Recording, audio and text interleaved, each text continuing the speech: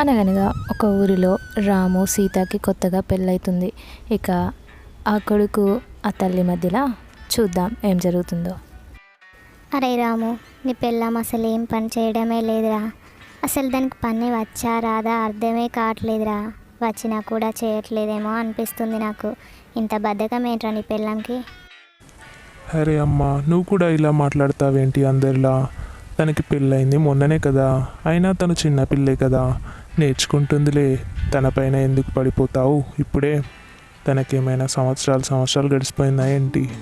ఎప్పటికైనా నేర్చుకునే పనులే కదా, నేర్చుకుంటుందిలే. నువ్వెందుకు అంత ఘనంగా ఆరాట పడుతున్నావో నాకైతే అస్సలు అర్థం కావట్లేదు. అంతలోనే అక్కడికి వాళ్ళ ఇంటి పక్కన సూర్యకాంతం వస్తుంది.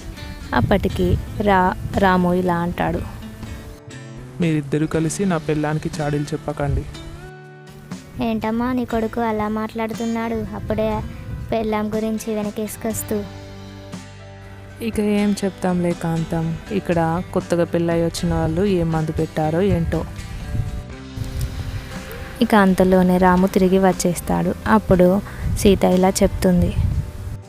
చూసావా మీ అమ్మ ఎలా అంటుందో? ఇక తర్వాత ఏం జరుగుతుందో నెక్స్ట్ పార్ట్లో చూద్దాం.